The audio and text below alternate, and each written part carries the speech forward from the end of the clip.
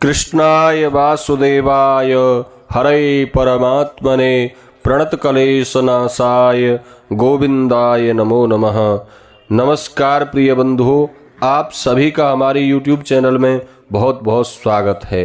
आज के इस वीडियो में आप श्रवण करेंगे 32 पूर्णमासियों की व्रत कथा। पूर्णिमा तिथि का हिंदू धर्म में विशेष महत्व माना गया है। इसे धनदायक और संतानदायक व्रत माना गया है। जो लोग पूरे विधि विधान से पूर्णिमा का व्रत करते हैं और पूर्णिमा के दिन चंद्रमा को अर्घ देते हैं, उन पर भगवान विष्णु और माता लक्ष्मी सदैव कृपा बनाए रखते हैं। तो आइए श्रवण करते हैं 32 पूर्णमासियों की कथा। एक बार प्रेम से कहिए, बोलिए कृष्णचंद्र भगवान की जय, शंकर भगवान की जय, विष्णु भगवान की जय। बंधुओं, द्वापर युग में एक समय की बात है कि यशोदा जी ने श्री कृष्ण से कहा, हे कृष्ण, तुम सारे संसार के उत्पन्न करता, पोषण तथा उसके संहार करता हो।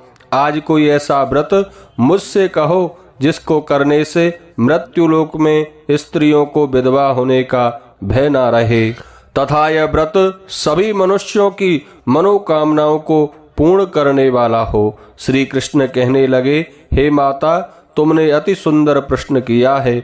मैं तुमसे ऐसे ही व्रत को सविस्तार कहता हूँ। सौभाग्य की प्राप्ति के लिए स्त्रियों को 32 पूर्णिमाओं का व्रत करना चाहिए। इस व्रत को करने से स्त्रियों को सौभाग्य संपत्ति मिलती है। यह व्रत अचल सौभाग्य को देने वाला और भगवान शंकर के प्रति मनुष्य मात्र की भक्ति को बढ़ाने वाला है। यशोदा जी कहने लगी, हे कृष्ण, सर्वप्रथम इस व्रत को मृत्युलोक में किसने किया था और इसके विषय में विस्तार से मुझसे कहो। भगवान श्री कृष्ण जी कहने लगे कि इस भूमंडल पर एक अत्यंत प्रसिद्ध राजा, जिसकी नगरी चंद्रहास से पालित अनेक प्रकार के रत्नों से परिपूर्ण कात्का नाम की नगरी थी। उस नगरी में धनेश्वर नामक एक ब्राह्मण रहता था और उसकी स्त्री अति सुशील रूपवती थी। दोनों ही उस नगरी में बड़े प्रेम से साथ में रहते थे। घर में धन धान्य आदि की कोई कमी नहीं थी। उनको एक बड़ा दुख था, उनके कोई संतान नहीं थी, जिस वजह से वह बहुत दुखी रहते थे। एक दिन एक बड़ा तपस्वी योगी उस नगरी में आया।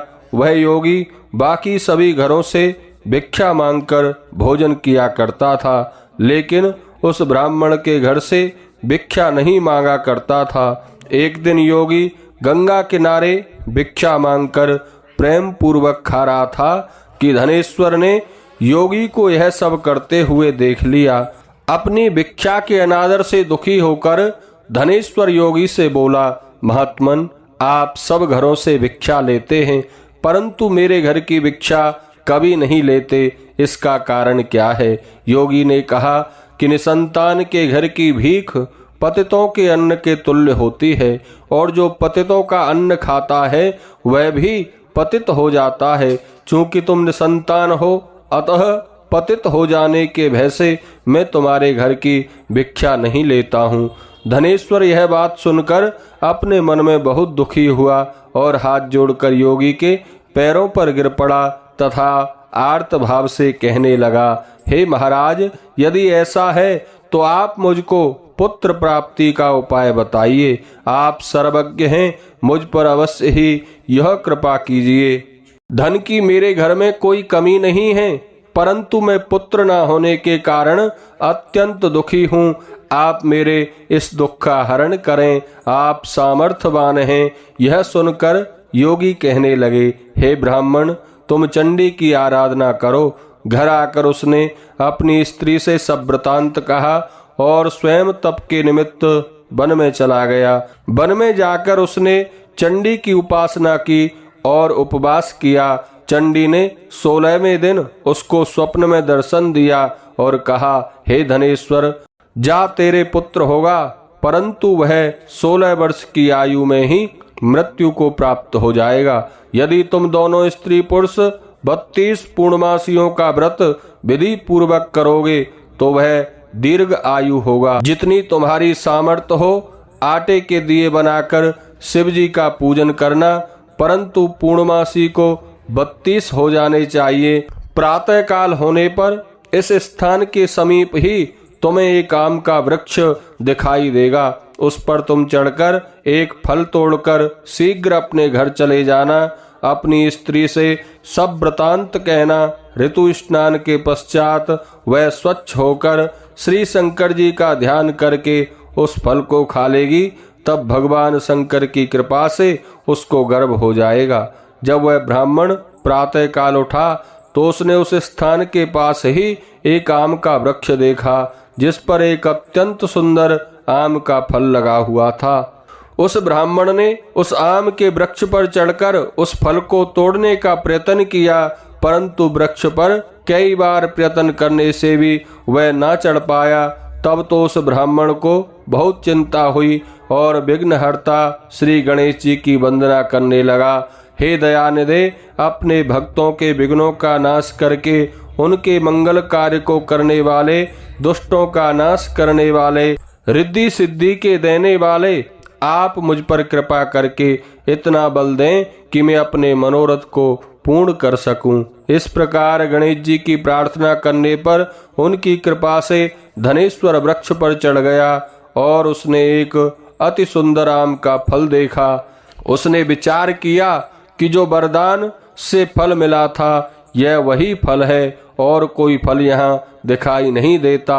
उस धनेश्वर ब्राह्मण ने जल्दी से उस फल को तोड़कर अपनी स्त्री को लाकर दिया और उसकी स्त्री ने अपने पति के कथन अनुसार उस फल को खा लिया और वह गर्भवती हो गई। देवी जी की असीम कृपा से एक अत्यंत सुंदर पुत्र उत्पन्न हुआ, जिसका नाम उन्होंने देवी दास रखा। माता पिता के हर्ष और शोक के साथ वह बालक शुक्ल पक्ष के चंद्रमा की भांति अपने माता पिता के घर में बढ़ने लगा। भवानी की कृपा से वह बालक बहुत सुंदर और सुशील और विद्या पढ़ने में बहुत ही निपुण हो गया। दुर्गा जी की आज्ञा अनुसार उसकी माता ने 32 पूर्णमासी का व्रत रखना प्रारंभ कर दिया था, जिससे उसका पुत्र बड़ी आयु वाला हो जाए। 16वां वर्ष लगते ही देवीदास के माता पिता को बड़ी चिंता हो गई कि कहीं उनके पुत्र की इस वर्ष मृत्यु न हो जाए। इसलिए उन्होंने अपने मन में विचार किया कि यदि यह दुर्घटना उनके सामने हो गई तो वे इसे सहन ना कर सकेंगे। अस्तु उन्होंने देवीदास के मामा को बुलाया और कहा कि हमारी इच्छा है कि देवीदास 1 वर्ष तक काशी में जाकर विद्या अध्ययन करे और उसको अकेला भी नहीं छोड़ा जाए। इसलिए साथ में तुम चले जाओ और 1 वर्ष के पश्चात इसको वापस लौटा कर लाना। सब प्रबंध करके उसके माता पिता ने काशी जाने के लिए देवीदास को एक घोड़े पर बिठाकर उसके मामा को उसके साथ कर दिया। किंतु यह बात उसके मामा या किसी और से नहीं कही।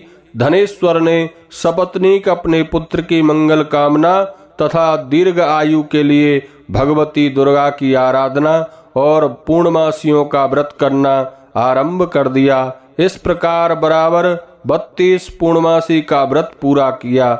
कुछ समय पश्चात एक दिन वह दोनों मामा और भांजा मार्ग से रात्रि बिताने के लिए किसी गांव में ठहरे हुए थे।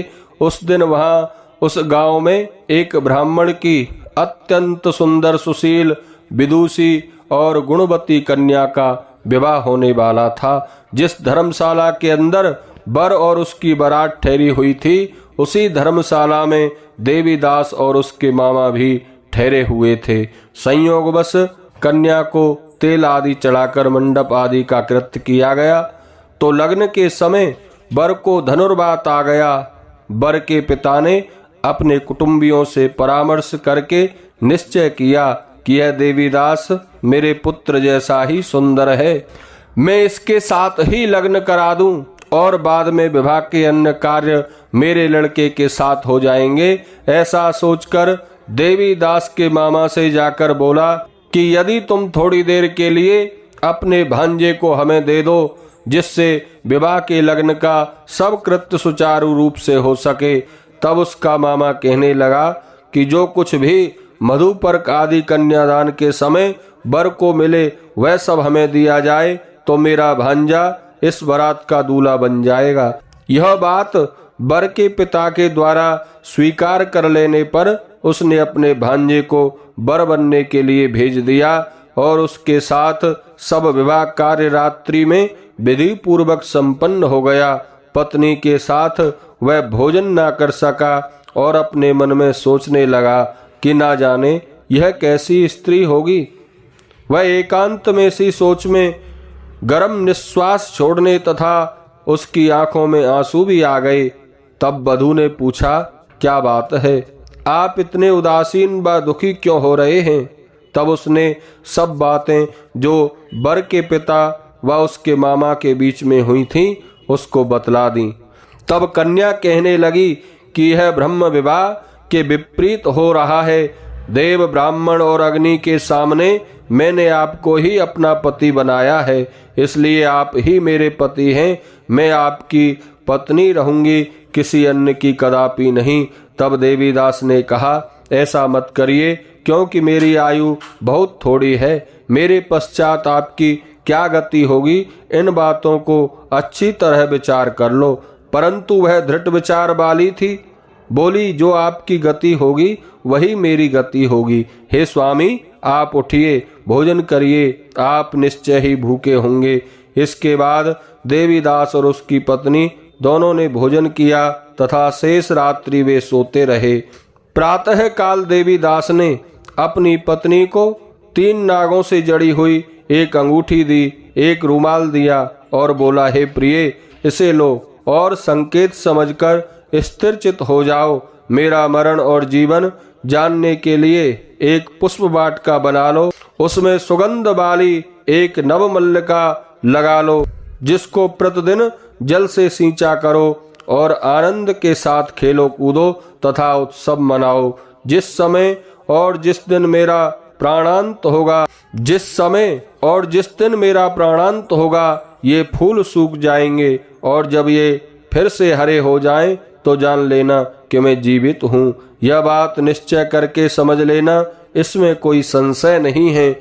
यह समझाकर वह चला गया। प्रातः काल होते ही वहां पर गाजे बाजे बजने लगे और जिस समय विवाह के कार्य समाप्त करने के लिए वर तथा सब बराती मंडप में आए तो कन्या ने वर को भी भली प्रकार से देखकर अपने पिता से कहा कि यह मेरा पति नहीं है, मेरा पति वही है जिसके साथ रात्रि में मेरा पाणी ग्रहण हुआ था।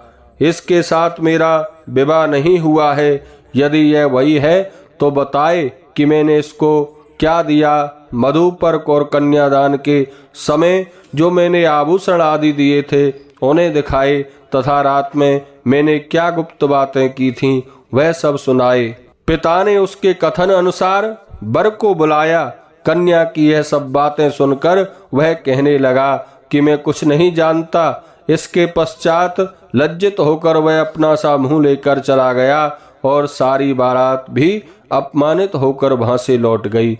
भगवान श्री कृष्ण बोले, हे माता, इस प्रकार देवीदास काशी में विद्या अध्ययन के लिए चला गया। जब कुछ समय बीत गया तो काल से प्रेरित होकर एक सर्प रात्रि के समय उसको डसने के लिए वहां पर आया। उस विषधर के प्रभाव से उसके शयन का स्थान चारों ओर से विष की ज्वाला से विषैला हो गया, परंतु व्रतराज के प्रभाव से उसको काट ना पाया, क्योंकि पहले ही उसकी माता ने 32 पूर्णिमाओं का व्रत कर रखा था। इसके बाद मध्याह्न के समय स्वयं काल वहां पर आया और उसके शरीर से उसके प्राणों को निकालने का प्रयत्न करने लगा, जिससे वह मूर्छित होकर पृथ्वी पर गिर पड़ा। भगवान की कृपा से उसी समय पार्वती जी के साथ श्री शंकर जी वहां पर आ गए।